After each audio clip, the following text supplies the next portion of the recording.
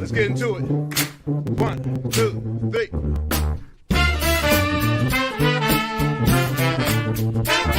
Let's get some more. Have your hands. Some more. Just give some more.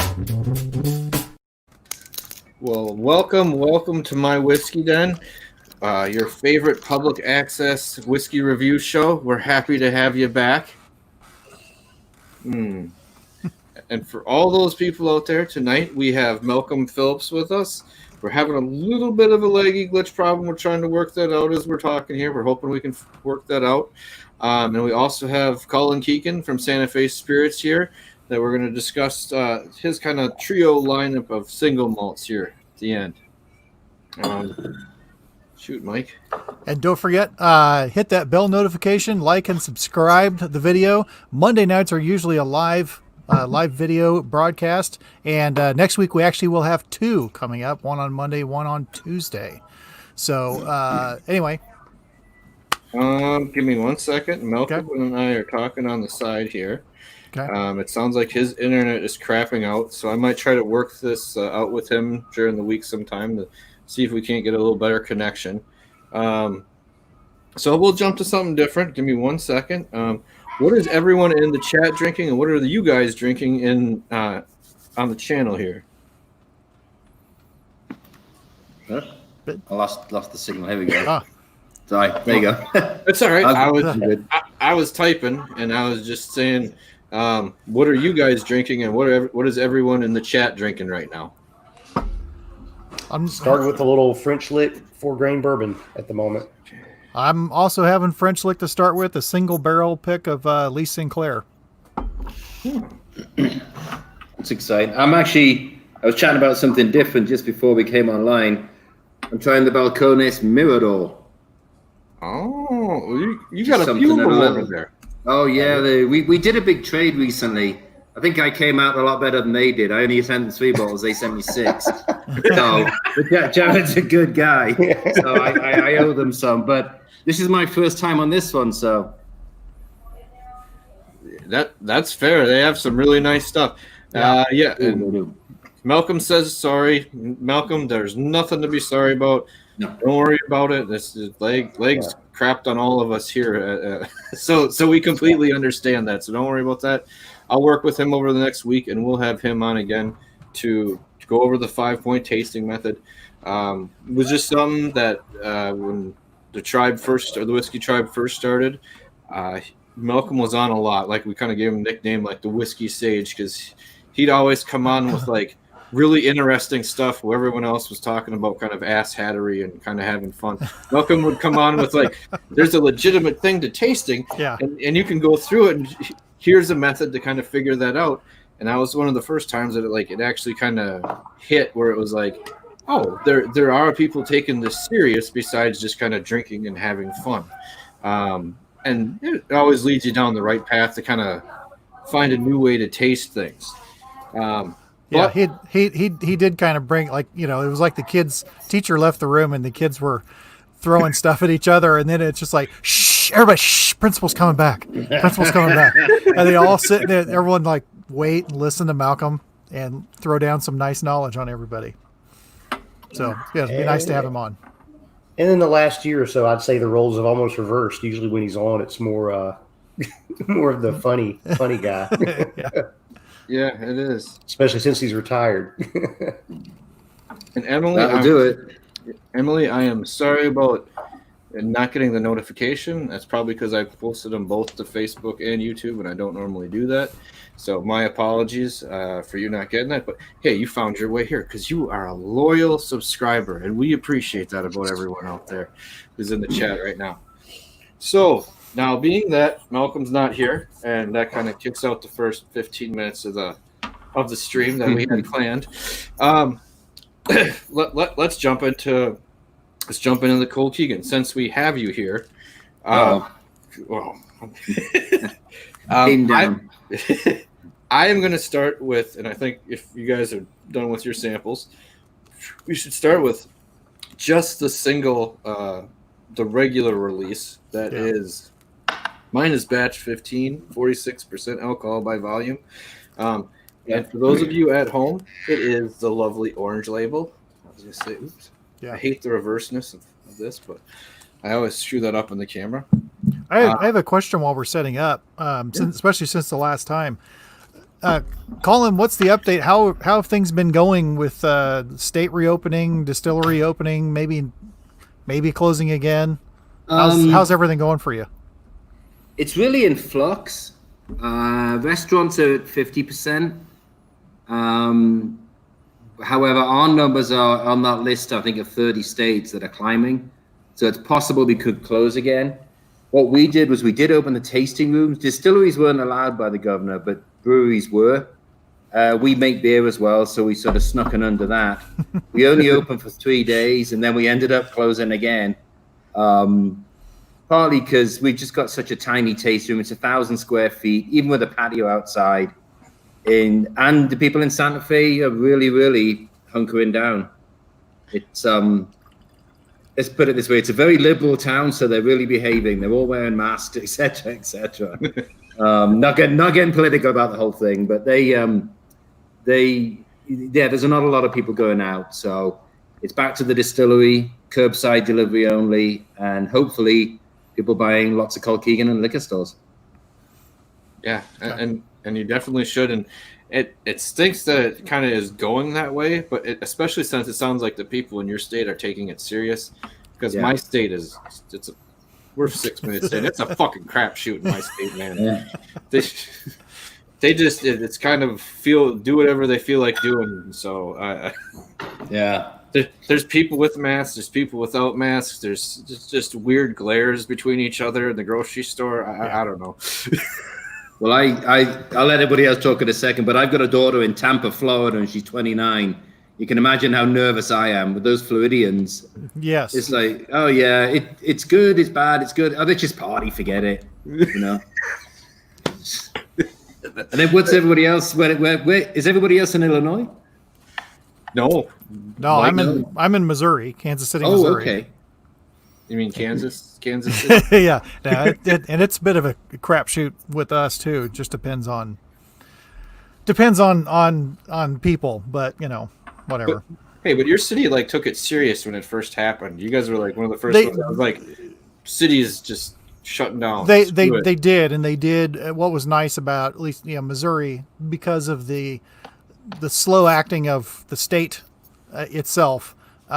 Locals took over with their rules, and even when the state got involved, they also said, except for the locals who are pretty much you've got your own rules going on. So anyway, that's just wash your hands. Don't cough. Don't be a 2-year-old. Wash your hands. Don't cough in people's faces. Yeah. Don't touch stuff that's not yours. Exactly. And Ben, how are things going in your state with that? Dude, your mic is you muted yourself. There we go. The usual. You were on a roll too. Yeah, no, I can get right back there. It's a hot mess here in South Carolina. I mean, we're one of those states that's been skyrocketing, kind of like Florida. The governor lifted the ban off of everything, and I think everybody just decided, hey ho, let's go. And numbers are taking off, but it's weird. It's like you said, Mike. You go in the grocery store. If you got your mask on, you got people that don't have it that are giving you dirty looks because you're wearing one, and if you don't, then you got the people who are giving you dirty looks because you're not. So yeah, I mean, just hey, just be considerate. Think of other people. Period. Yeah, I did. I saw a comic floating around, and I wish I knew who to attribute to, but the explanation, it had two men standing near each other, and it said, okay, here's how you explain this. This guy, or guy A, he is peeing, and it's getting all over guy B. And then the next picture had guy A who was wearing pants. See, now he's peeing, but most of the pee is staying on his skin and in his pants because it can't get through. And then the last one has both guys wearing pants, so no pee was getting on guy number 2 at all, and it was soaking the other guy.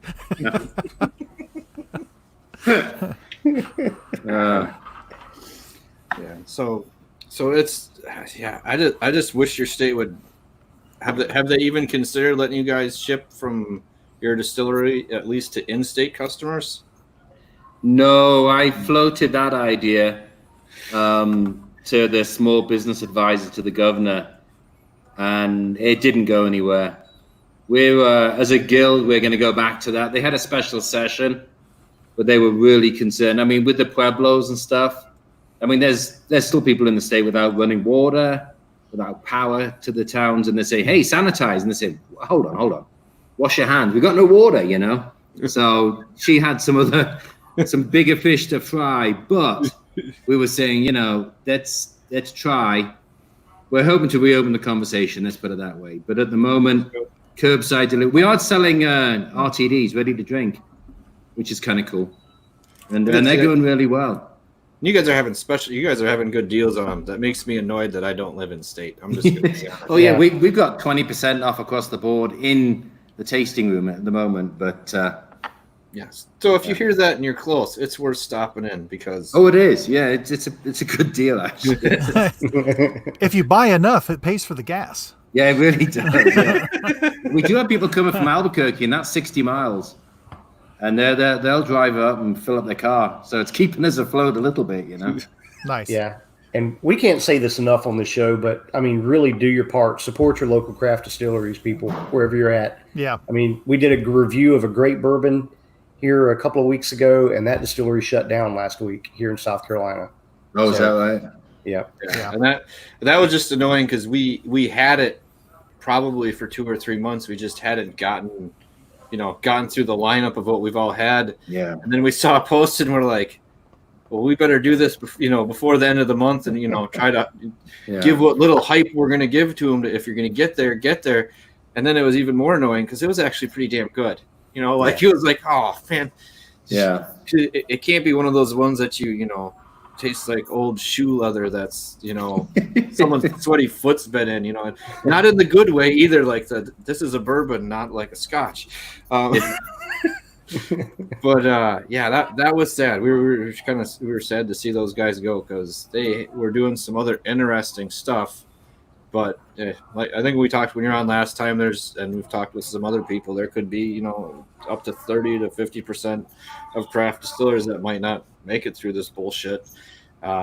So we were telling people go out and get stuff now, and we said to them when we knew they were going away, it's time to go to pick up a few bottles or maybe a barrel if you have the means of it, if it's something good, because you're probably never going to get it again.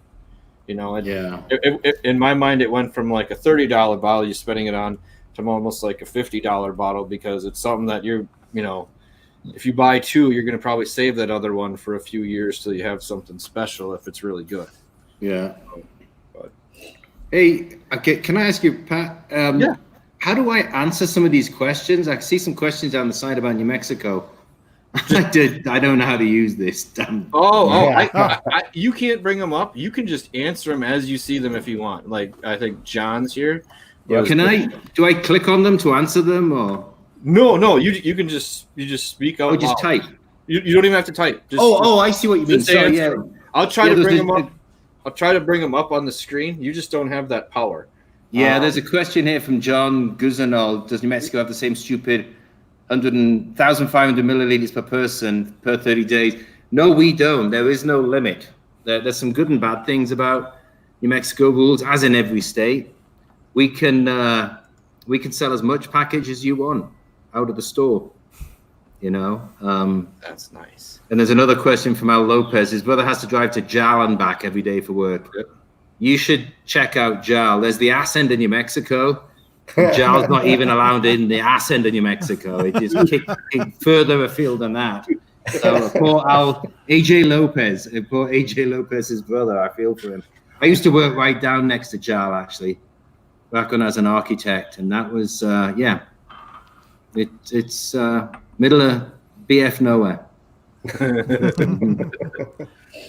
I was gonna say that's annoying when you're stuck out in the middle of nowhere. There we go. Yeah. But yeah, if you see something on the side, just crack off and answer it. I'll try to bring it up on the screen. I'll do that. Yeah. But you can get Colkegan there. Yeah. Oh, see. Now AJ, one good thing. There's some good things. Yeah. Now AJ has an in to a source. And it's not really that bad when you make your family mule whiskey for you. That's just like, that's not even doing a favor, you know. There you go. All right. Now with the regular single malt, how long is this typically aged? Now we've went over this before, but I'm probably gonna go over a couple questions just for anyone. That's fine. Yeah. Colkegan, I'll give you the very quick rundown. Is a minimum 3-year aging. As we're laying down 3 times as much as we're selling at the moment, so we can get pulled from older and older and older stock as we go. Currently, I'll say it's over 3 years. Could be close to 3.5, but it sound like a young kid. I'm 3.5, you know, not 3, you know. So yeah. Anyway, it's over 3 years. Also, for people tasting it, it is 100% malted barley. It's a single malt.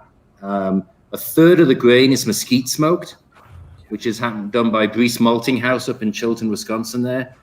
And 2/3, obviously the other 2/3 is unsmoked from BSG Malting House up in Shakopee, Minnesota.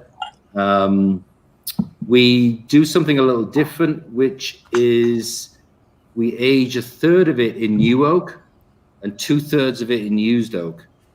Because with the smokiness, what we really want to do is sort of pair that with the oak and the whiskey. I think we got a nice balance here. And so 1/3 smoky on the grain and 1/3 new oak, which is something that, you know, we discussed at the American Single Malt Whiskey Commission, and it still falls into the American Single Malt Whiskey category. Nice. And I would agree with that completely. I mean, that's nice that it does. So yeah.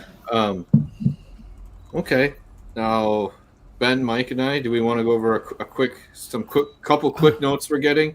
And if you notice there's something that we're missing that you hear a lot of, Colin, jump in and be like, there's people are usually getting some of these other notes and stuff.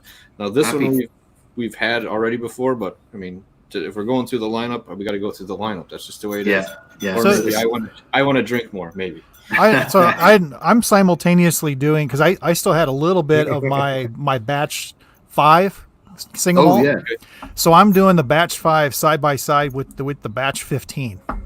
So give me some comments on that. Okay, so what is different? Because you've evolved, and obviously as you're with the process and as you're growing, what has changed between those batches? Because you had said before that the newer batches, you thought you guys had made some improvements, and what have you done, or what can you say, or do you want to say what you've done?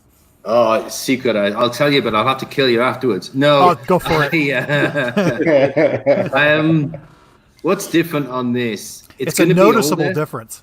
Yeah, batch 5 was when we were over 30 months aging. What was it? Yeah, 2.5 years really is where we were. We were really trying to get it out so we could get to market. And some of the whiskeys in there were younger.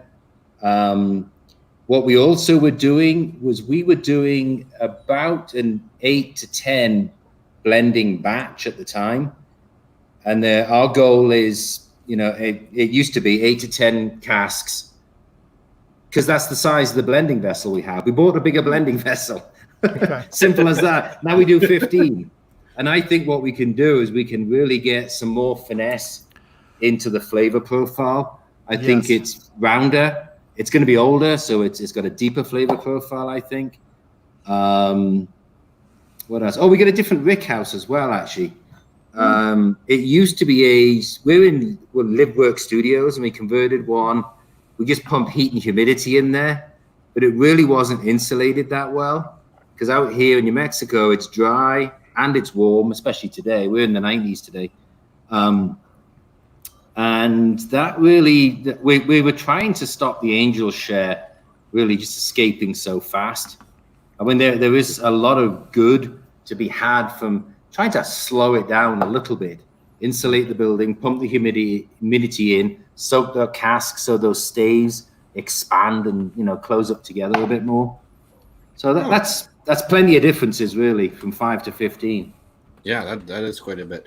Now, Yeah. Mike, what are you getting off the differences that and the flavor profile you're getting? Because I think I got the other one. So comparing the two, I would guess that 5 is a little younger, just because there's a little bit of more of a youthful harshness to it, but not anything harsh whatsoever. It's 5 was a little oilier, but the 15 is like you said, more well-rounded, but it seems like a much more layered, better put together whiskey.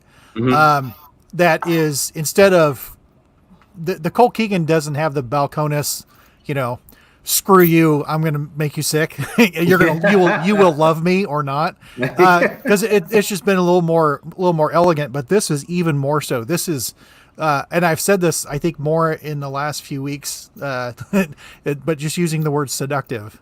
It is, it's very nice and layered. And then you're like, oh, there's that nice smoke right there.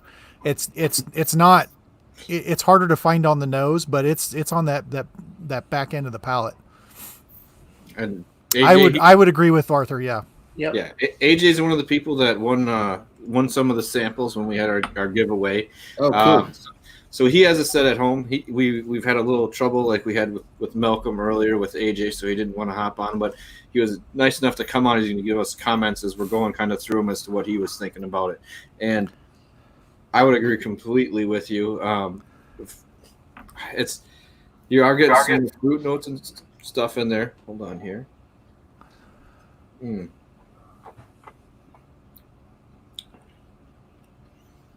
Yeah, it's just I don't know.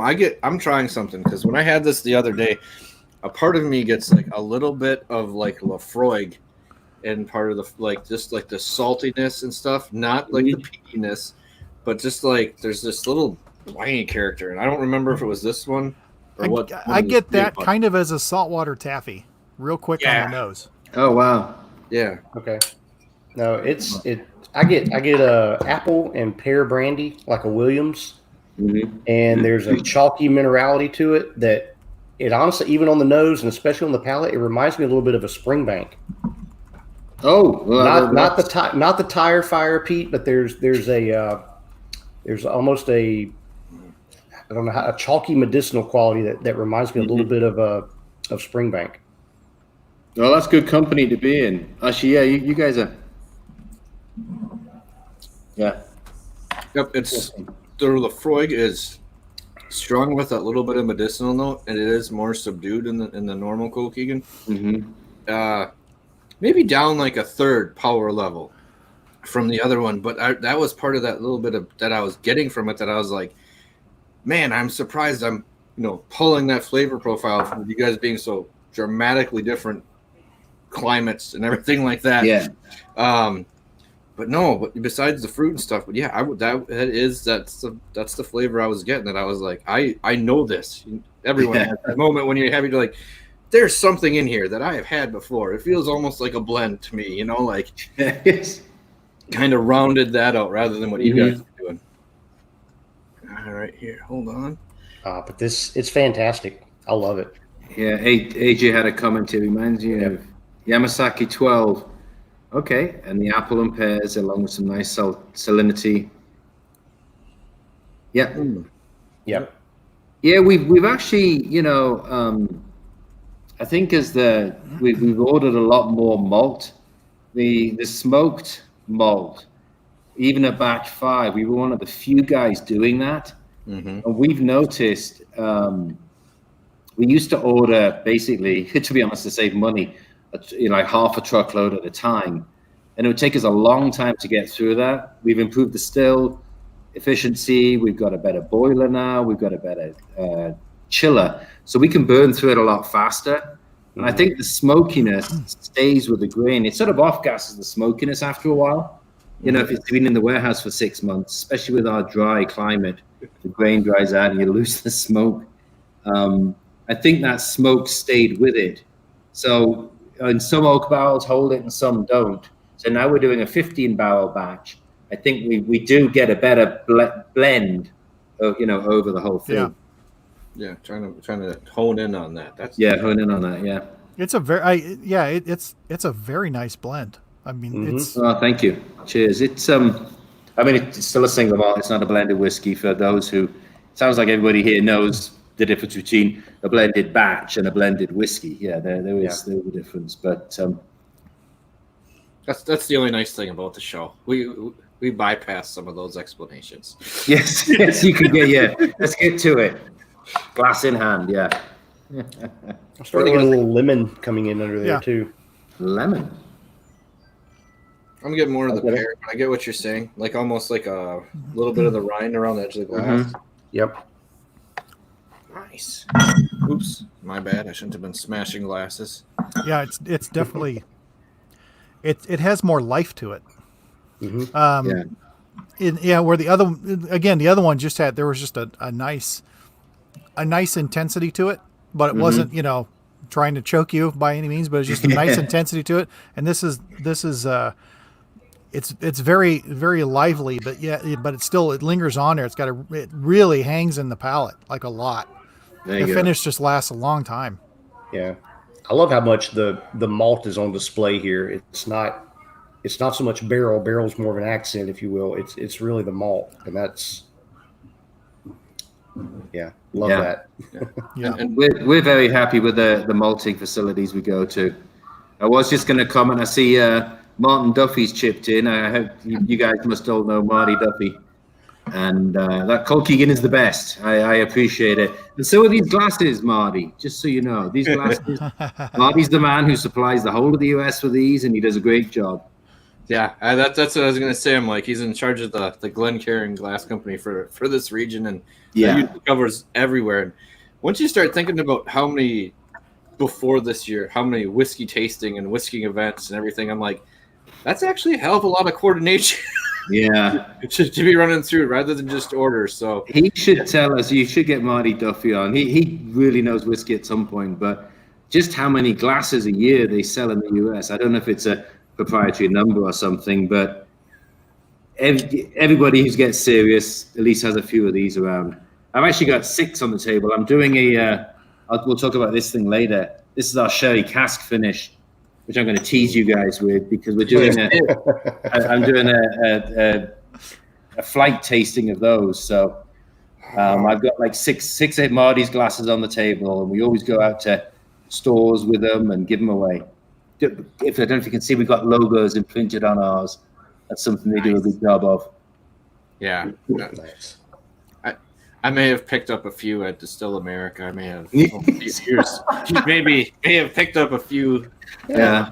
I've bought my own, but the collection grows. I hope he's not still listening, but I always say extra space in my bag when I go to events, and there's always a few glasses. I don't know how they end up in my room when I stay at a hotel. I just stick them in my bag and bring them home. As long as it's just glasses that end up in your room at the end of the night. That's yes, it's just glasses. Yeah. AJ was saying he definitely get that lemon zest kind of flavor on that. Yeah. And let's bring him up again here. He says, you guys are doing great on the distillation, aging, and barreling for the barley profile to accompany the barrel flavor as well. So sounds like he's enjoying his samples, and that's what we were that's good going for. Yeah. And going back to Martin, about 25 million. Good grief. Yeah, that'll keep some people employed. And I think the average going price is $6 a Glencairn, and Marty only gets 10% of that, so he's doing okay.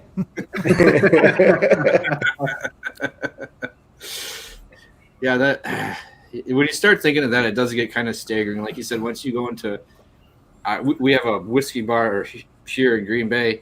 It's the Main Street Bourbon Room, and for a while they didn't have the Glencairns, but like me and like 3 other people kept going in, like technically before they opened, and we're like, "You don't have these yet?" I'm like, "Come on, like just make a phone call." Like, I don't care if you get the plain ones, you don't have to get special ones, but just maybe have 10 for people who really care. If you're gonna have 175 bourbons, pick up a few glasses that matter. You know? Yeah. No. Oh, well, I was overselling him, but I was going to say 25 million a year would be quite something. let's just keep drinking, and the numbers won't make sense. Don't worry about it. Yeah. Yeah. What numbers?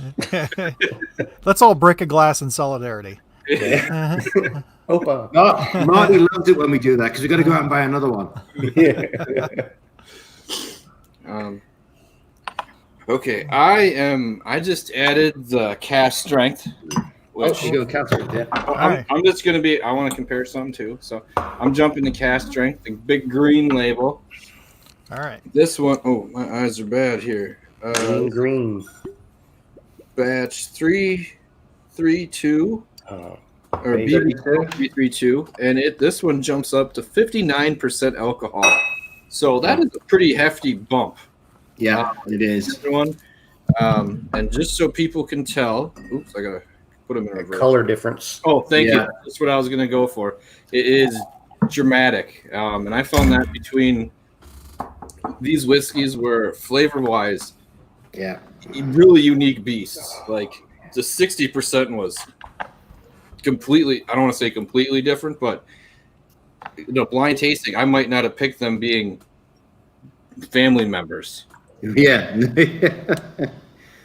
Well, I'll give a quick rundown just to try and keep it scientific before we really get into 60% whiskeys.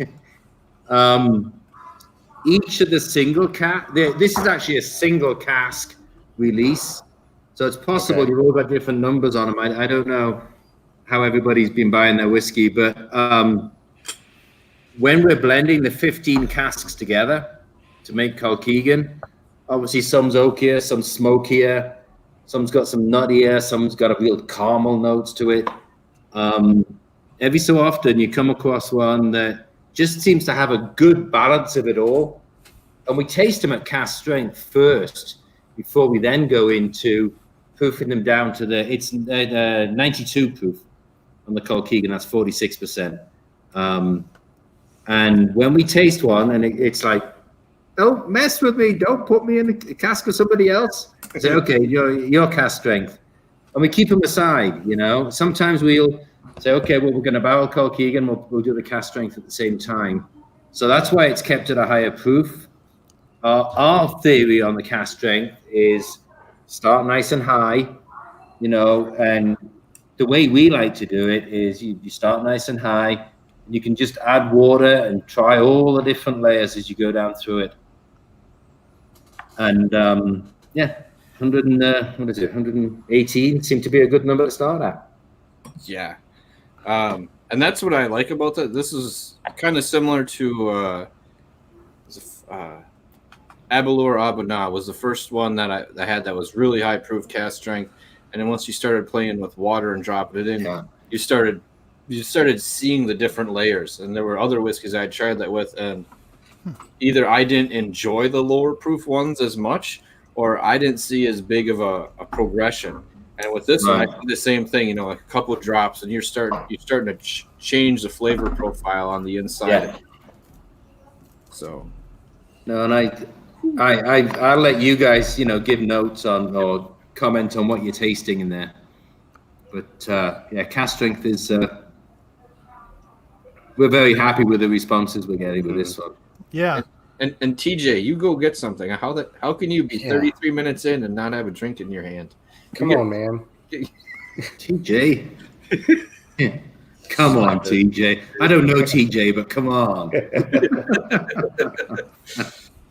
Yeah, the Cask Strength is I get it's smoked meat, but with like sea salt on it. Yeah, I'd go with it leans towards like a jerky. Yeah, and like God, what's this other? Like a grilled fruit. Oh, I get it. Yeah. And a little bit of a teriyaki jerky Yeah. note to it, maybe. But I get for me right off the bat, it was like a rich caramel apple. Yeah. With there's a smoky char on top of it. Yeah. I get that in the background, and I was almost. And hey, let me pop this up here. AJ's got the soy sauce. That's what I was kind of getting, like a venison with soy sauce and the smoke to it. Yeah, with some stories. Yeah. No, go ahead. Sorry. No, I get all those. I was going to add another little comment into that. Ben was pulling up the regular Colkegan, and mine's finished, sorry. Regular Colkegan and the Cask Strength. And you'll see the Cask Strength is a lot lighter. Typically, not always, because it's a single cask release, but typically that is one of the used bourbon casks. So you're not getting that darker color and oak infusion. So the barley and all the flavor notes you're talking about, I totally get it. You don't get the sort of deeper, oakier notes in there because it's not a new oak infusion on it. It's a lighter oak, Yeah, and Malcolm, who thank you for stopping back in. Says that his sample we got him is wonderful. Oh, good. I agree. This has it doesn't seem as heavy as that little kind of salty note, but it seems like it's sticking around on my palate a lot longer on the finish on this one. And Emily's asking with the stone fruit, berry or apple.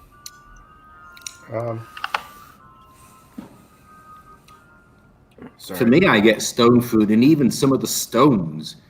Sometimes if you suck on a stone from a peach or something, I get some of that sort of stoniness, which I like.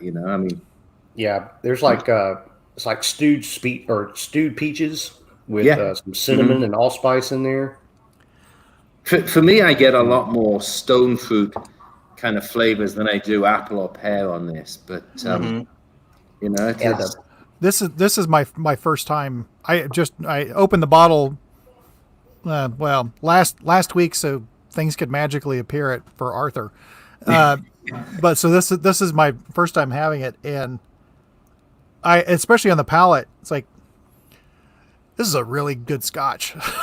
and if I did not know better, that's what I would think that I'm having is a very nice, very well proofed Scotch. Oh, thank you. And I think you're. But I think this is better than a Scotch. It is. I'm going to say in the 60 being, I'm just going to call it 60%. It drinks way under that. Yeah. I would have thought this would have been the 45. You're not getting that kickback burn or anything like that. I'm not even getting that whole, that whole heartwarming esophagus kind of heating back up afterwards. It's coming back up through the nostrils. Wow. Yeah. when you're breathing that smoke back out, I could have had Talisker Storm. After the first two drinks, I was exhaling out of my nose. I felt like a dragon. It was pouring out of me at that point. This one of my favorite whiskeys last year was a single cask version of Highland Park that was Cask Strength, and a lot of the notes I'm getting on the palate in this, as well as the mouthfeel and everything, just puts me right in that same ballpark. And man, I am digging the hell out of this because there's a lot of there's the peaches, but there's other this is like a conglomerate of stewed fruits. Throw in some fig and some plum in there, and man, this is just so good. Yeah, this tastes like you've been doing this for about 75 years. Yeah. Although that's good. No, I'm serious. This is and it's not. We're well past 5 minutes. I'm not kissing your ass. This is very good. Yeah, this is exceptional. This is exactly why I guess I've been preaching the merits of American single malts here lately, because this is just another one that I've had lately that just holy cow. Absolute home run. I mean, and there's also a spice of clove and for me a little bit of black pepper, kind of 2/3 of the way through that show up. So it's not just all fruity. There is some other heat kind of coming through. It does have a peppery note, and not a sort of pep. Yeah. Yes, that's true. That's the type of way you want to be handed your ass. Exactly. Yeah. I am always surprised when we're tasting this one that people will just sit and sip without throwing ice or water into it. Because I always tell them, try it in its proof and then start adding, no, I'm going to leave it as I am because it doesn't taste it. Yeah, as you say, 120. No, this does not. This is This could be very dangerous, but it's Yeah. but It but is. I could see having a lot of control with it just because it's not one or two notes. You know, there's so much going on with this whiskey, and it's so good. This is really Yeah, good. this is what I could sit down and just spend an hour with a single pour and just really take my time with it. Jeez. Thank you. So TJ how sorry. has this improved over time? What have you done different with it? Well, as we get a bigger inventory, I mean, we're still small. You know, we don't have the massive inventories of sort of the Balcones or the Westlands and all the rest of it. But we are building an inventory of 500-ish casks now. We can pick and choose better. And sometimes when we're blending Colkegan, the 15 barrels to put in the orange label, we'll pick one out and say, "Guy, you're going to be a cask strength, but you know what? Go back in the rick house for another 6 months." So slowly but surely they're getting better and better. And of course, they're all getting older, which in our case, especially with it being a used cask, it's not going to get over-oaked. They just get better and better, the single casks, With Colkegan, we're trying to get more and more depth over time as we add years to the aging. Mm-hmm. The single casks, we just have a bigger range to pull from. I think we're getting lucky now. I added some water to this, and it goes from being really intensely sweet to slightly more sour, but in kind of a fruity good way. Yeah. And some more of the barrel, the tannins really come forward to it. It almost gets wine-like. It's holy cow. Yeah, This is a great whiskey to explore. Yeah. Oh, good. Thank you. Yeah, you like people to add a couple of drops, sit back, and add a couple of drops. That's one of the problems with doing tastings. You pour a little shot and they chug it back and go, "That was good. What's it like with Coke?" And off they go. Yeah. AJ was saying that for him, he was, and I like this, honey drizzled nectarine, teriyaki sauce, wood smoke, salty beef, and cinnamon. Yeah. I can see all those things in here. Yeah, I agree with all of those notes, yeah. And those are good ones. And our buddy Mitch, we did talk about it a little bit. He says, "You want to know if we did talk about the barrels you guys use? Do you mind stepping back for a second?" Mitch used to be a cooper, and he's a distiller now, and for me, no. No, I'll talk my whiskeys until the cows come home, as we would say. We use 2/3 of it is aged in used oak and 1/3 in new oak, because we like even with a third smoke, a third of the whiskey is smoked, a third of the grain is smoked, and 2/3 is non-smoked.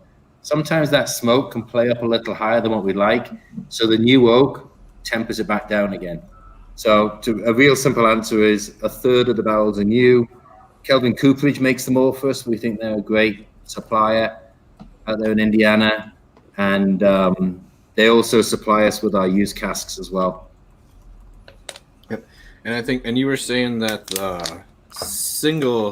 the Cask Strength ones are usually a used barrel. Am I right? Yes. Yeah. The Cask Strength, when we pull them out, we've I talked before, a lot of the distillers, when you're a small distillery and you can't give them massive paychecks, which unfortunately we can't, a lot of distillers will always be searching for something interesting. So we've had quite a few different distillers, 4 or 5 distillers over the 10 years, actually. And they all will lean towards, when we pull out the single casks, the used cask to do that. So, and I too, I always join in with the tastings, and it's oxidized a bit better and just doing a nicer job without too much oak on it. So yes, used. And that's what I like about it too. You're letting all the other notes kind of be the trump card. Right. Oh yeah, no problem. Now AJ said that with a bit of water, it brought out some tropical fruit like pineapple and guava. No. I would agree. I think that's kind of the sour notes I was picking up, more of that tropical fruit. And this, Malcolm said, he would empty his humidor quick. Yeah, this would be absolutely killer with some good cigars. Yeah, that's. I was just bringing that up because not being a huge cigar guy, but knowing that a lot of people are, I can see how I think this would pair really well with that because the flavors wouldn't disappear, but they're also not like ridiculously overpowering, you know. So. Yeah, no, this would pair well with a really good strong full-bodied cigar. I think this would hold up to it really well. And a friend Spencer says he has the opposite problem when he goes to tastings. He's always nosing the glass and then pouring the next shot on him. Yes. There's always that exception to the rule. Yeah. So one thing that I've been going back and forth between the Cask Strength and the Standard. It does not nose or taste or finish at all like it is just a higher proof version of the single malt. No. It's a different whiskey. Yeah. And that's that single barrel, single cask, I guess, really. We've had a few things recently that had like a Pinot finish, and I almost get like a little titch of that in this as well too. Yeah. And Mitch has got another question. He's wondering, are you using 53-gallon barrels, and do you have a preferred char or toast level? Not that you have to give us that information. No. Proprietary. We don't need to poke everything out of everyone. But No, everybody's going to make Colkegan now. No, I'm only kidding. Yeah, happy to answer that. Yes, everything's 53s. We at Santa Fe Spirits, we believe that's the best way to go. I think smaller casks don't give it a chance to do what it needs to do. We're lucky at the altitude we're at because the higher proof will seem to burn off and smoothen out. But 53 gallons, and everything we do is, well, the used casks are used bourbon casks, but the new casks are medium char. Okay. Level 2, yeah. So, Mitch, whiskey-wise, I've seen your handiwork in Texas, real aging being used to age some beers. Oh, cool, yeah. Oh, geez, you're already that far ahead. I was behind in the stream, or at least what was coming to me was slow on getting me. But that's okay. That's like I said, you answered that. That's what you're supposed to do. Yeah, I'm just reading the notes down the side. Hey, that's perfect. Oh, okay. gosh. That's it. Yeah. All right, now just for fun, Mouthgasm. I'm gonna cap these, and I'm gonna bring out the Apple Brandy Finish, which I'll be honest, I was pretty excited when this one came in the mail. I'm just gonna say it. I did a little happy dance. Yeah, I've hit that one several times, and that's like crack. It's got like a red maroon label, and let's see here. This one is barrel number 48, bottle 90, and it is back to the 46%. That the original one was. And this one's back to, and I don't know if anyone else has it, a little bit lighter. I was going to say the Cask Strength really was a much deeper, richer kind of flavor and coloring to it. Not flavor, but I was going to say definitely the coloring. This kind of lightens back up again. It almost has a little bit of an apple juice-like kind of appearance to it. Yes. I could run down quickly on this one and how we do this. This is it's the 15 barrels of Colkegan blended to be just how we really want Colkegan to be. So 15, 15, that's 750 gallons. Actually, it's not. It's closer to 680. Oh. It's closer to like 680 gallons, by the time we get it in tanks and stuff at 92 proof. Because of our angel shares, quite high. We get a 12% angel share a year. So you can see that's pretty high. That's equator high. That's equator scary. We've got some bloody happy angels around us, and that's my profit going out the window. But anyway, I think it means we can actually get it into bottles sooner. So anyway, we've got the Colkegan blended, and we'll pull off about 200 gallons of the 680 and put that back into Apple Brandy casks. And we do what we're calling, and other people in the industry call it, a wet empty. We empty we pull the Colkegan aside, keep it on our stainless toe, and empty the Apple Brandy casks, turn them straight back, and pour whiskey straight in. It's quite a bit of jiggery pokery, as you might say. We grab them out hanging up on a forklift. We put it down. We'll then fill it straight away with Colkegan, and we're weighing them at the same time. We're guessing there's a couple of gallons in there. We don't slosh it and shake it all out, you know, soaking out the stays, and we turn it back over quickly. And I think you can really taste the apple brandy in it. Yeah. And as we start to smell and taste this one, Mitch has got questions. He's going to barrage you. I love it. Are there any plans on distributing to Kentucky? How long until you can increase production to have a wider distribution? Tell the COVID to go to I'm hell. sorry to get back to small business and politics again, but it is, you know, it's unfortunately the whiskey game, especially at the moment with the in the middle of a pandemic. The little guys are struggling. We all are. We're not the only one. And you were talking about somebody going out of business, which is really unfortunate. And I hate to say you're going to see more of it. We're struggling, trying not to be that. So we've hunkered back down. We're technically legal in 11 states, but we pulled back to 6. Just to every dollar counts at the moment. We're not trying to be seen in another state just to be seen there or anything. Illinois is one of those we've actually pulled out of, unfortunately. But as soon as we can, and as soon as we can get the funds together to go to other states, we all sit around drinking whiskey and pontificate about distributors who have a different mantra to what we do as small craft distillers. Not wrong, just different. And we've got to find a way around that. I'm hoping direct to consumer is a way that we can really, really just get to every state in the US. I'd love to send a bottle. When somebody calls you and says, I like your whiskey, can I have a bottle? I'll FedEx you one right now. For me, I would love to do that. And so, I know the rules and reasons why they really can't do it. So is a lot of that a state rule? Well, in New Mexico, it gets very bizarre. In New Mexico, we can technically ship to 22 other states. There's a tax reciprocity agreement, so our alcohol beverage control is happy. FedEx just won't do it from New Mexico because they don't have a letter to prove it.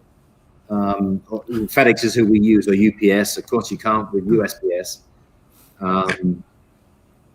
Other states can. Other states have. What's Max saying? Just got a vision of shop.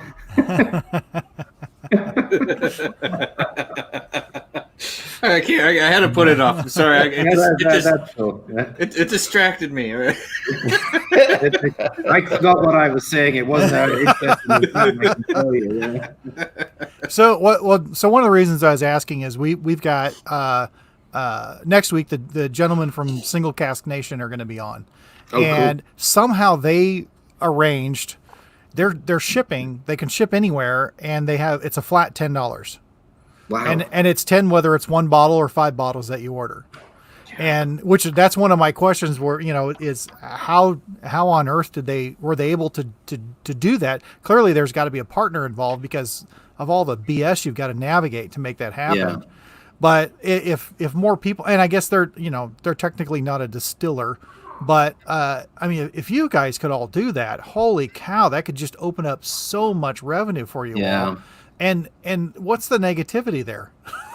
Well, technically the negativity is distributors don't want us to do it. Well, they spent a lot of money building up distribution networks in their state, and they don't seem to think it's fair that we can just sell online because we're small. I think the counter, and there's 2 reasons. They don't want to sell to minors. But I think we can trust FedEx and UPS to get signatures. Correct. Mm-hmm. And they're also concerned, and there's a lot of postings about, bad alcohol out there. I don't think any craft distillers are going to start putting heads and tails and methanol in their stuff because they can sell it online. Right. I disagree with those arguments. Now, I understand their perspective, and I'm really not trying to get away from distribution. We like our distributors who we're working with. But in the case of, going to a state, they have to support their top 10 brands. All of us in business have to. Yeah. You know, you have to support who's keeping the lights on. You don't have time for the little guys. What we want to do is have the chance to get to a scale, you know, 10, 20,000 cases a year, 6-bottle cases, most of us are talking, so that we're interesting to them and we can move the needle for them so that they can work with us. Well, It's unfortunate. It's an unfortunate situation.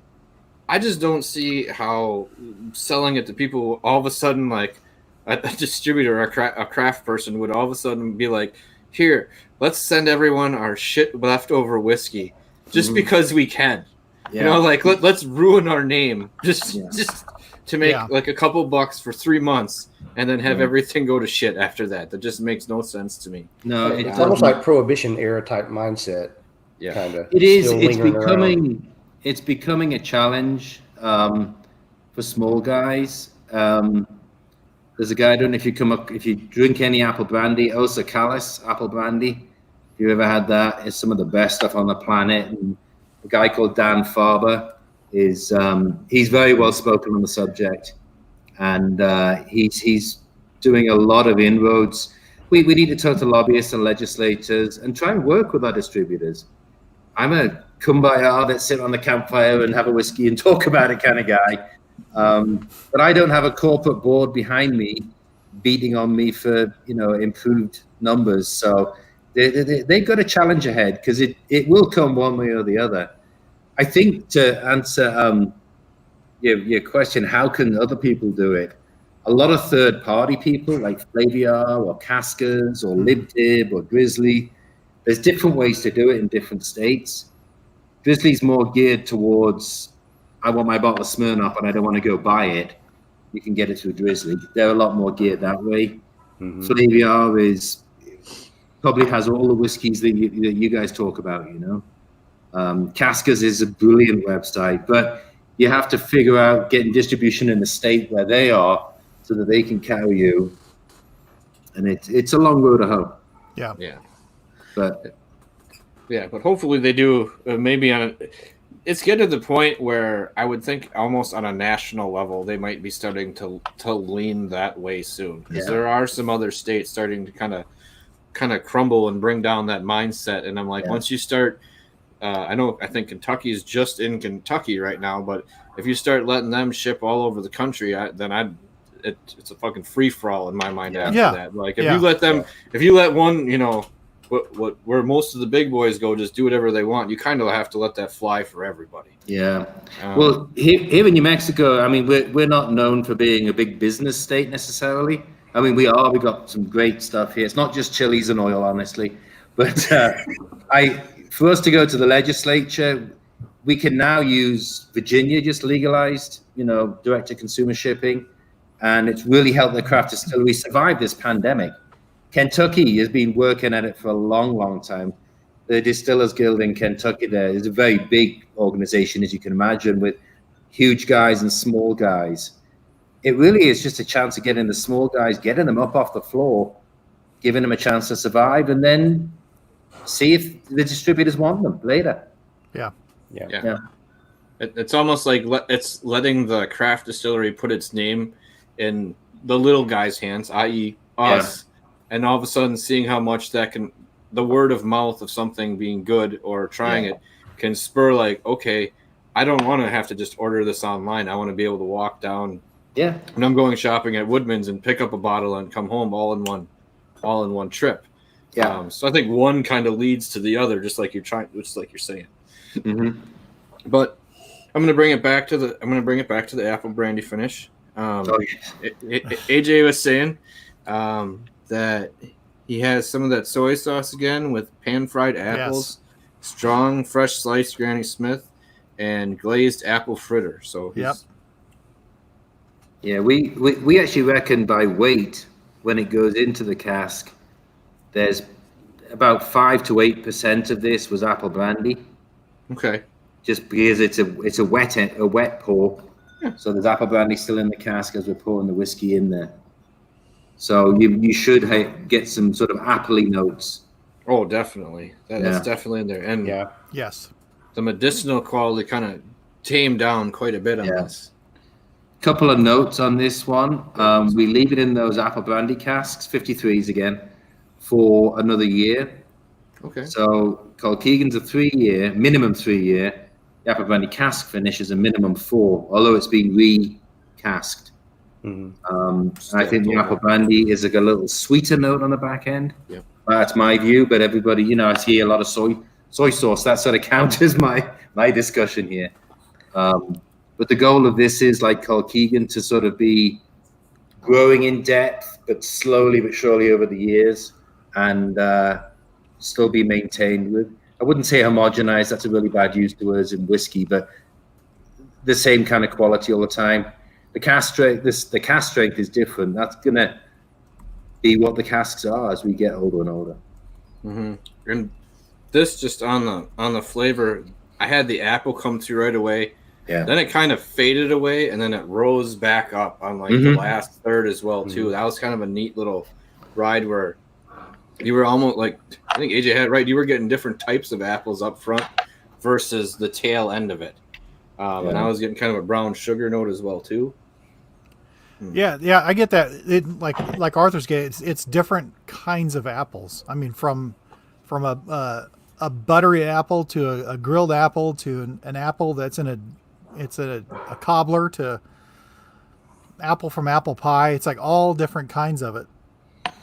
Yeah, and I think, you know, with that soy sauce, it's like there's this contrast of savory and sweetness that's kind of weaves through all of these that's just really nice, that I really enjoy. And this is going to be interesting, maybe a little funny, but this is exactly what it puts me in mind of. There's a local shop here, restaurant, that has my favorite pizza, and it's a grilled duck breast with pear chutney, sliced apples and onions with a balsamic glaze, and it's just out of this world. But you have this contrast of these sweet apple and pear notes with this savory balsamic and grilled duck breast. That's what this reminds me of. The notes I'm pulling out of this, just immediately I'm like, I'm having a slice of that pizza. Yeah. That sounds like a hell of a good pizza, by the way. It really does. It really is. I love duck. I really do like me some duck, yeah. Oh, it is. Do you guys use a proprietary yeast? Some of these fruit notes that people are throwing out are interesting combinations. Yeah, our yeast is it's the Macallan yeast. Gosh, the number escapes me. It's been a long time since I've been playing with a still. Obviously, way too long. Gosh, what's it called? But it's the Macallan yeast that they populate. It's an engineered yeast. We use the dried. Always the same. Good. It's a good aggressive yeast.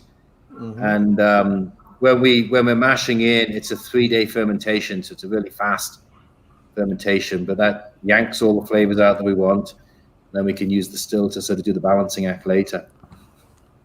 I love how this just has enough mesquite kind of wood smoke feel. Yeah. It's like just a hint in this one, where the other two, especially the Cask Strength, it was leaning in there pretty heavy. Yeah. This is just kind of like, it almost really got subdued and kind of threaded through. But it's just there, like mesquite smoked like an apple on it, like on a grill, and just kind of pulled some of the flavors out before you got to it, like a buttered apple. I'm going to do something interesting for you right now, guys. Let me see if this will work.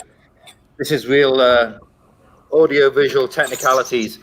I still live in the apple orchard. If I can turn this around here, and you'll see where the apples come from to give you the flavors. You're asking which apples. That's all. I don't know if you can see that, if it's too light. There you go. There you go. That's the apple orchard. It goes all the way over there. And all over there. They're Jonathan Gala Golden Delicious apples. They're sort of heirloom varietals. Golden Delicious isn't an heirloom, but they transplanted some of those in recently. But New Mexico has very dark apples here.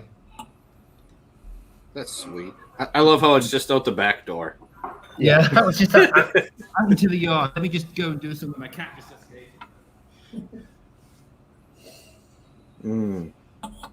Duck breast pizza. Yeah, dude. Yeah. See, Ben, you got to start faxing some information to people. I want some as well too. Yeah, the only problem is they only do it. It's seasonal. They only do it in the fall. That's And fair. when they do, All man, I am there. I've got it constantly. It's so good. Road trip. Yeah. Penn's going 2 to 3 times a week. Like, Yeah. did you kill another duck this week? I'll take 3 pizzas. Yeah. I've tried to emulate it on my own, so it's that good. Yeah. And let's see here. Malcolm was saying for me this would be a book whiskey, a wonderful, entertaining flavor that you enjoy while you're studying something intently. Yeah, because it has just enough to like a little bit to distract you that you really have to focus back in on the book and what you're doing. Yeah. You know, bright and fruity. And AJ was saying the Apple Brandy cask is damn good with on the palate. Wow, it starts heavy vanilla bean icing with pan-fried apples with brown sugar, butter, pears, some kind of tropical fruit, nutty, and a kiss of smoke. And that's what I was saying. Like the kiss of smoke is like it's just this, like underneath, and you're like, damn, that really adds that extra bump to it. And so, yeah, like I said, when I was telling people like for 3 different whiskeys from like just from a base core line, these are dramatically different. Yeah, they dramatically different flavors. Where some people you'd be like, "Oh, I taste this. This is this finished in that." I don't know if you put this in a blind tasting that some people just these straight 3 screw adding other people's stuff that they might be able to pick. Hey, this is all the same distillery. I think so, because I think there's that common thread of smoke through it that they can pick up in each one of them. That when you're really sitting there with them, it's like there's something that's the same, but they all have that common thread through there. And it's not, a lot of people have their signature, and I don't want to compare you to Balcones because they have what 90 varieties. They've toned it down. I was talking to Jared, the head distiller, and he said I think they went from was it 30 just down into the teens, but in the teens of different layers of whiskey. I mean, of the 6 bottles they sent me, there was 4 different whiskeys there. Yeah. It was incredible, Yeah, and let's see, I've had 4 of theirs, and they do all have. There's a signature to them, and there's a signature to Texas, but this definitely just has that smoke hint that just carries all the way through there. But each one of these are drastically unique, and I like them all quite a bit. But that Cask Strength, tonight was the first I've had it.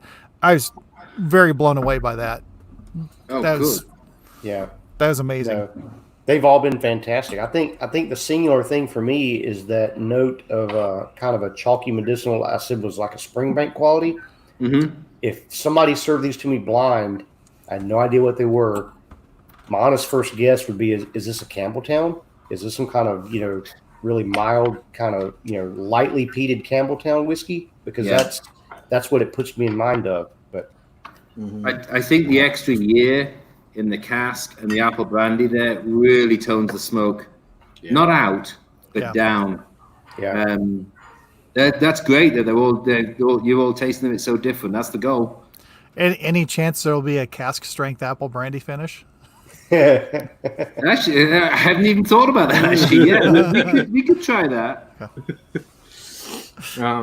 But just to make you jealous, there's only going to be a little bit of this stuff coming out. This is I'm doing testing them at 4 different levels. This is going to be the final blend that's going together. If I can tip this down so you can see here. And of course, just in case Marty's watching, we're all going to have their own Colin Keegan glass to go with them. So it's going to be a sherry cask finish. It's Pedro Jimenez sherry cask. We've got 2 of them. There's only going to be 280 bottles. We'll figure out getting you guys some. But we're doing it at 94, 100, 104, 108. Okay. We can see in that. That's going to be the next one that's coming out. Now that one, I think we talked about before. Obviously, maybe pushed back because of the pandemic stuff. But was that kind of September-y was the hope for it? The goal is September, and we'd love to have people come in, but we're going to have to wait and see. I mean, I'm saying the governor's changing the rules and regulations. I don't want to be in her seat. I think she's doing a great job. That's Michelle Lujan Grisham. I think the gov's done a great job. I think all the governors are in right under the magnifying glass. Let's put it that way. But if we can open it up to a certain extent, we'll have a distance party. We'll probably open up the parking lot and put a fence around it and give everybody a table 6 foot from everybody else or something. And, we have some places here that did that. They're like, we're the parking lot, and all of a sudden there's tables with umbrellas all over their parking lot, and you have to park on the street now. Yeah. But I would take it, and I was only nudging you because I remember you saying that, and I was like, well, we do have a whiskey trip we were going to take this year, and it is tempting, and you get. Like if it was pushed into October, I don't know what the temperature is there, but the last time I went to Texas it was like 115, and I have no need to go back in August ever again, frankly. No, we're actually just starting to get monsoon, so our temperatures have come out of high 80s into mid 80s, but it's dry, so you don't feel it the same. And by late September and early October, it's going to be probably 80, 82 in the day, and our nights get down to the 50s. So come on, guys, we'll have it we'll have a tasting in the cask in the Rick House. I'm in. Yeah, me too. And AJ was saying that if you guys were in Texas, they'd be a heavy competitor to Balcones for what you guys are doing. Actually, we people from Texas are going to laugh if you don't know Texas well, but we're in Lubbock, Amarillo, and Midland, Odessa. We got a one-man operation that's a distributor for us, and he does a great job. He must put 50,000 miles a year on his car because each of those towns is 200 miles apart. It's incredible. But so we're in West Texas, and we just talked to a distributor last week who really wants us in the big cities, Austin. For us, that's a big city for craft whiskey, and Dallas and Houston. So I hope within the next quarter, you'll start seeing us popping up in Texas. That's cool. We would love to compete with Balcones. I mean, I like our whiskey, and I think it's great. Balcones does a great job, and they do own Texas, though. Yeah. In the single malt category, I think my buddy Dan Garrison owns it in the bourbon category. And I don't know if you've done the bourbons as well, but have you had Dan Garrison? I have not, but I was going to say some other people haven't. I had one or two of his when I first started out, and it was just, to be honest, like I said, it was when I first started out, and I didn't always appreciate everything that was going on. I didn't have an in-depth palate at that point. And just the only thing about Dan is every now and then his prices scare me. That's all. That's it. I'm not being mean. I mean, I think that's a fair statement. Yeah. What that is. But Mitch was here's asking. a question. Yep. This is a fun one to answer, actually. Mesquite smoke. Way back, this was 10 years ago, when we were thinking we were just going to make apple brandy. I've always enjoyed single malt. I said, well, I'll sell apple brandy, but I'll drink single malt. We decided we were going to try, as we put a business plan together, a whiskey. And we heard that brown spirits are really on the rise, get in there, even 10 years ago, and they're still climbing. So we decided to do a single malt, sort of back to my heritage, although I'm not Scottish, I'm English. But there's some good single malts coming out of England now. We wanted to differentiate ourselves. The same reason we didn't want to make a bourbon. We think there's way too much competition, and you're going to have much bigger marketing dollars than we could ever put together. With single malts, we decided to differentiate ourselves. We thought we'd do a slightly smoky one. So we actually, there's a tree here called the pinon, like the pine nut, pinon tree. And we tried that, but we were getting that. If you've ever had too much resin in a fire, you get that acrid tar smell. That's all we could get out of the pinon. We couldn't get the nice smokiness. And then we have what we call here juniper trees, which are in the mesquite family. And that's what we were burning to try and smoke the grain. And we were really playing around with this before we sent it off to Breeze. And when we tried, juniper and mesquite. We said, oh gosh, mesquite barbecue. This is something we think we can actually sell to the American population. Mm-hmm. So, long as ever. No, and you can really taste the mesquite wood compared to other woods. Yeah. That are in there. Even if other people use different barrels to finish and stuff like that, a lot of times you can tell the wood, and you can tell this is a mesquite wood, which is something I really like. Arthur's, where in Midland do you have stuff? He needs to know. Gosh, I really wish I knew.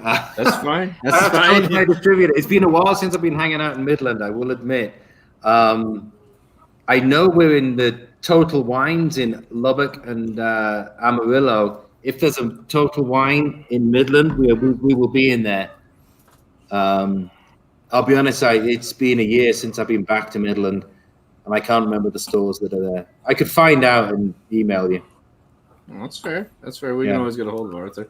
And Mitch was saying that he'd only had your stuff at $7,000 in Austin. Oh, okay, yeah. And the $7,000, if you haven't been there and you do travel to Austin, is worth a stop.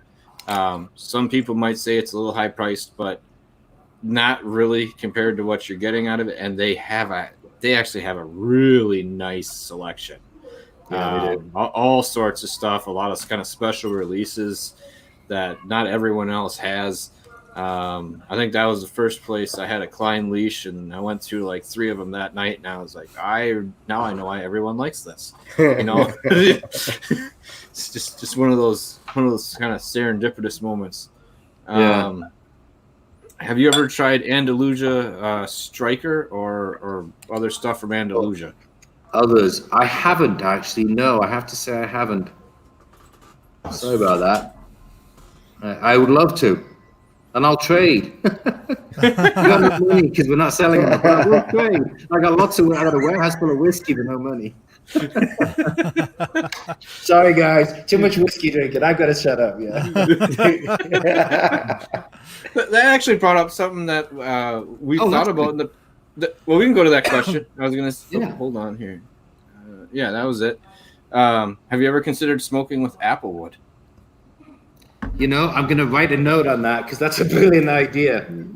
Mr. Whiskey Wise, if this takes off, you better call us for a percentage of this massive whiskey worldwide because of apple smoke. I'm going to try that, actually. I really will. I think that's a brilliant idea. It really ties it back to the origins of Santa Fe Spirits. Yeah, I dig that one quite a bit. Mitch usually has a bunch of good ideas. He's he is a cooper, and he's also a distiller, and he's who I go to when I have questions sometimes about stuff in the past. So I was it's one of those people you feel bad, like I feel like I'm harassing Mitch every now and then, but I'm always getting a really good answer. So you have the sherry finished ones. Out of the 4 that you have there, is there one that you have kind of leaned towards between the ABV of like really high or really low of what you have there in the 4? Because I'm excited about that. We're not going to lie. Yeah, no, I am too, actually. It's going to be a fun celebration, maybe toned down from what we planned, but I need to drink more of it. But no, that's an excuse. No, I do. I'm leaning towards the 100. The 100 proof. It just seems to, for my palate, get a good balance. But what we do with things like this, and we've done it with all the Colkegans, is we pass it around. I would say my sales director here in New Mexico and Colorado, he's got a really good palate. The distiller's leaning towards 100 as I am. We've got a distiller, Chris Bohm, at the moment. And, I remember you saying you enjoyed having him there. He was doing a really good job. I think the last time we were talking, you were really happy with him. So that's always good to hear. Yeah, the poor guy, he's a whiskey guy. He's a whiskey man. He loves to make stuff. And he's happy to make all the other spirits that we make in our portfolio to keep the lights on. But we're talking whiskey here. Poor guy's been making a lot more hand sanitizer than he has whiskey recently. He's been patient. He's been biting his tongue. All right, let's see here.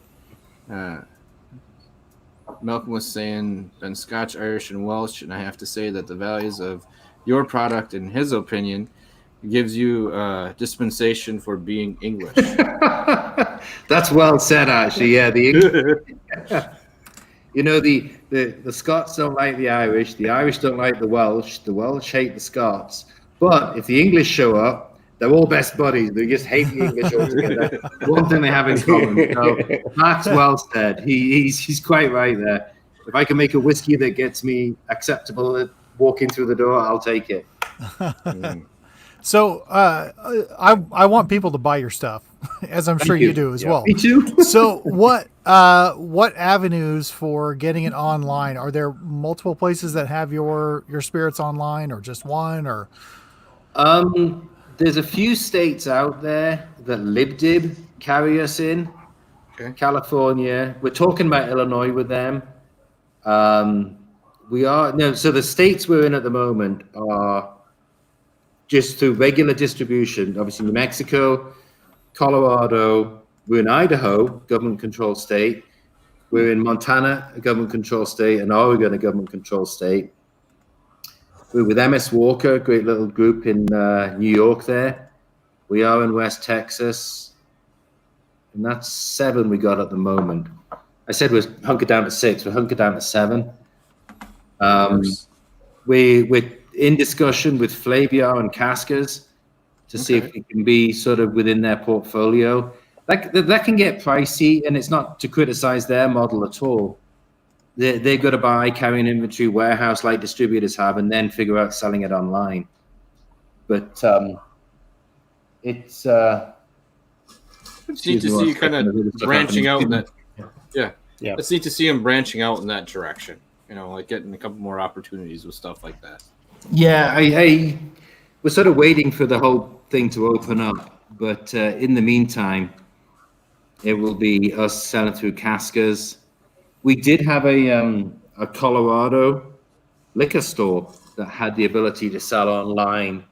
I think they could sell in 26 states, but they decided not to do online distribution because there were some questions within Colorado whether they could do it.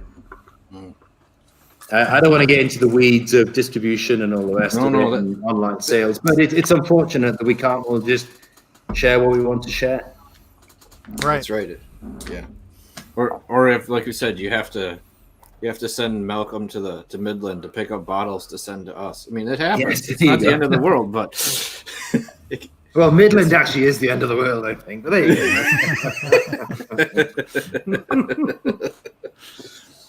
go. But no, this is I just was really, I want to say I was really surprised by, like I said before, the uniqueness that you're getting out of each 3 of these. It is tremendously different. And I like you said, Mike, they have a nice thread that goes through all of them. Oh, and AJ just did what I was going to get to. He mixed all 3 together. And I'm about to do that, actually. Yeah, I do. This sounds weird. I've never done this before. Already been there. Yes. He was saying he's getting a nice almond note, smoke, yeasty brioche, brown sugar caramel sauce, carameled apple, stewed plums, and a lingering finish of that savory soy sauce with some dark sweetness. I think that's really close to what I got. I don't know if I had quite enough of the Cask Strength in this one, but yeah, I would agree with you. There's a lot of that in there. Well, I'll say this about the standard. The longer it sits in the glass, you let that sit a good 45 minutes in the glass, and that mesquite smoke really comes to the front in just a gorgeous way. Yeah, I'm a fan of the triple blend myself right now. Yeah. Once again, just a lot of extra layers to it. And I think the cool thing is that the mesquite smoke it stays, like you said, Mike. I think that is the thing that if you're gonna pick, use to pick this out, you get that nice mesquite smoke hiding in the back of all these. If it's not forefront, it is hidden in there, and it is the same flavor each time. So you guys are exploring sherry cask. Any other options of finishing that you're looking at, or that you'd like to explore down the road? What else are we doing? We're looking at an unsmoked version I'll show you some fun stuff.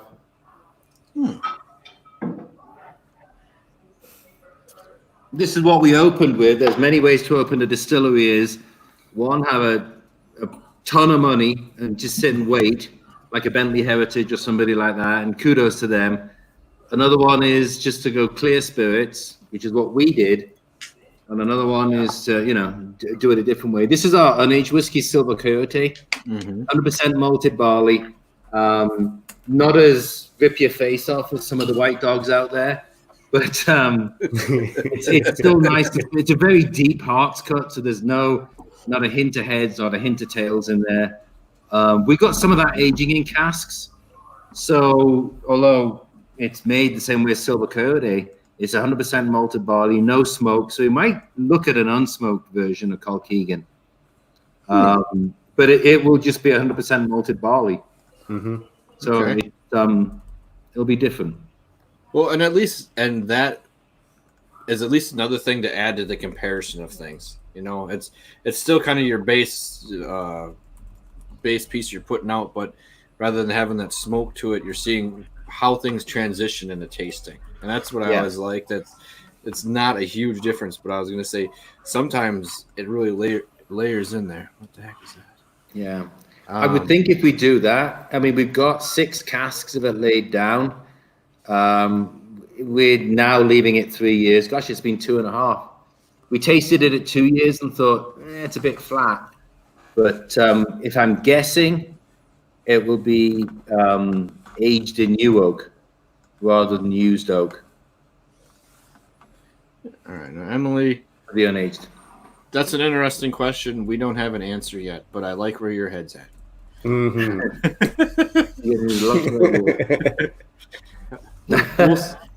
If that's the cask strength version of the apple brandy, we'll see. We'll see what we can do.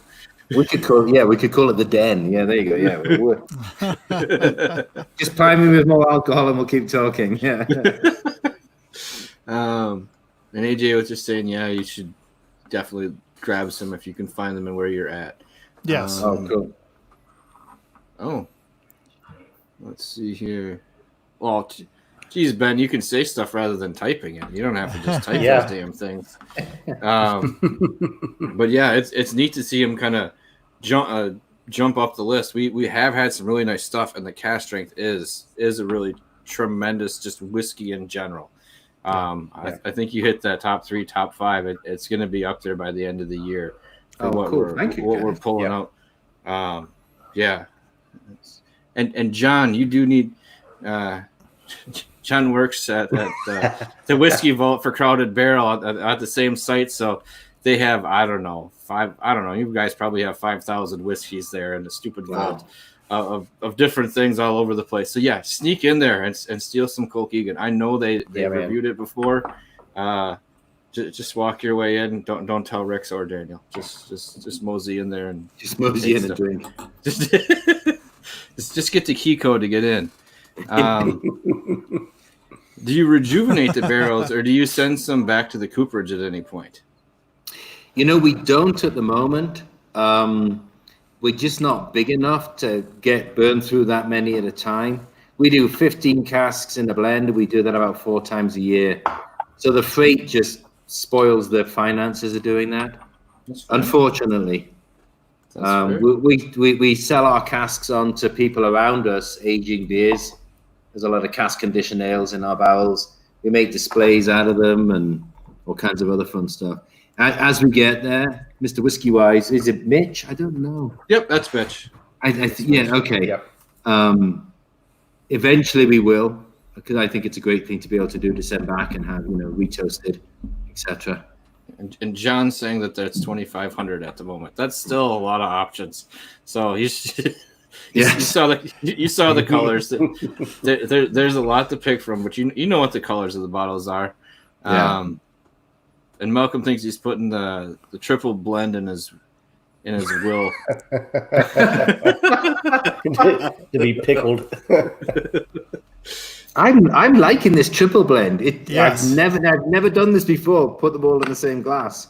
Somebody has to have around it, but I do get the almond. Well, why it's pulling almond? I don't know.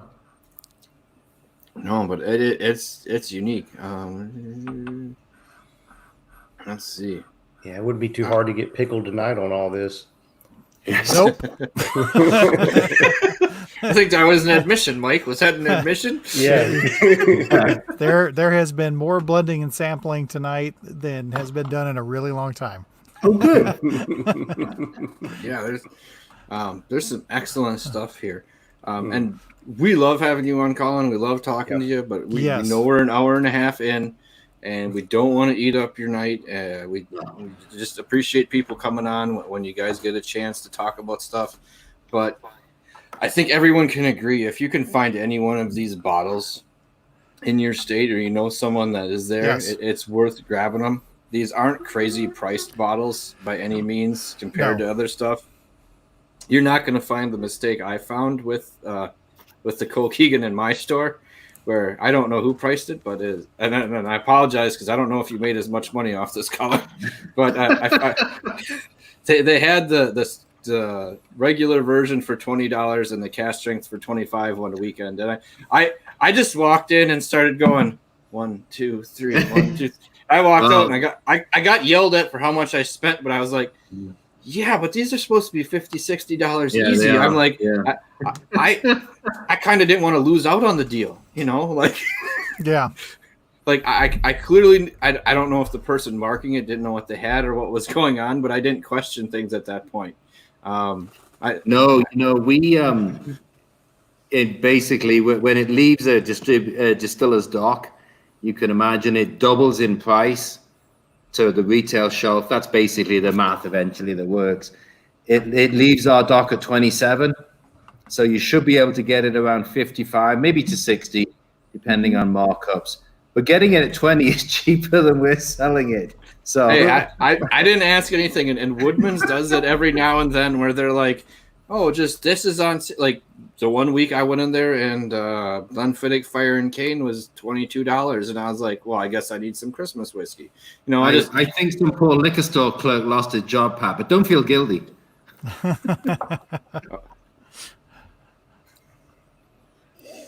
This is one I would find people who can mule it for you. If you're in Texas, find people going to West Texas. My first thing, I was on a road trip, and we were going to go to the distillery, and this was December 2018, and your area got hit with a freak blizzard and shut Santa Fe down. But luckily, we spent the night in Amarillo, and lo and behold, this little store had all the Colkegans. So I lucked into it. So you just look around, discover, find places that have it, pick it up as much as you can. This is you won't be disappointed. And as much as like I had in the past, like Mike was saying too, we had the batch 5, a little bit earlier one. The complexity has really grown with the time you guys have spent Very much. in it. That extra 6 months to a year has added quite a lot of nuance to it, or class. I think would be a good way to put that. Yeah, it's like looking back at some guy you liked in school. You're like, oh, that little asshole, I always liked him. And then you see him now, and you're like, oh, look at him now.